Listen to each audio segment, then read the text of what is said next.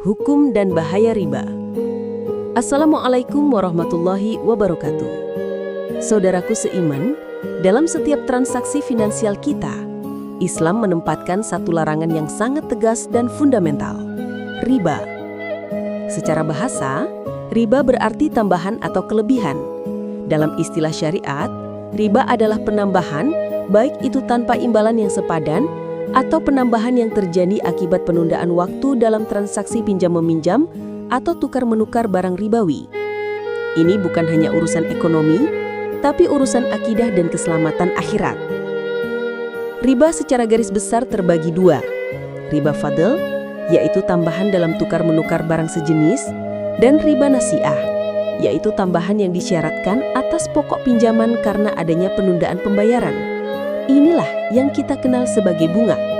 Baik besar maupun kecil, penambahan dari hutang pokok adalah riba nasi'ah. Mengapa Islam mengharamkannya begitu keras?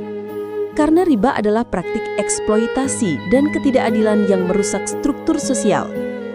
Ia membuat si kaya semakin kaya tanpa bekerja dan si miskin semakin terjerat dalam lingkaran hutang yang tidak berujung. Ancaman terhadap pelaku riba sangatlah mengerikan. Allah Subhanahu wa Ta'ala berfirman dalam surat Al-Baqarah ayat 279, "Maka jika kamu tidak meninggalkan sisa riba, maka ketahuilah bahwa Allah dan Rasul-Nya akan memerangimu."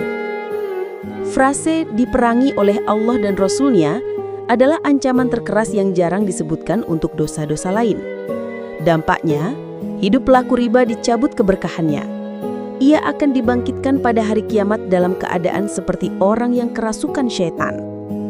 Pengharaman riba menunjukkan betapa Islam menjunjung tinggi keadilan ekonomi. Islam ingin harta berputar melalui perdagangan yang jujur dan investasi yang mengandung risiko, di mana keuntungan dan kerugian dibagi. Riba membunuh semangat tolong-menolong, Qardul Hasan, karena menggantikannya dengan motif keuntungan sepihak. Meninggalkan riba berarti memilih keberkahan yang sedikit daripada keuntungan yang banyak, namun ternoda dan mengundang murka Allah. Saudaraku, mari kita teliti setiap sumber pendapatan dan transaksi kita. Jauhi riba sekecil apapun, karena dosa riba itu memiliki tingkatan, dan yang paling ringan sama seperti menzinahi ibu kandung sendiri. Bersihkan harta kita, gantikan hutang berbunga dengan pinjaman tanpa bunga, dan ganti transaksi ribawi dengan akad syariah yang adil.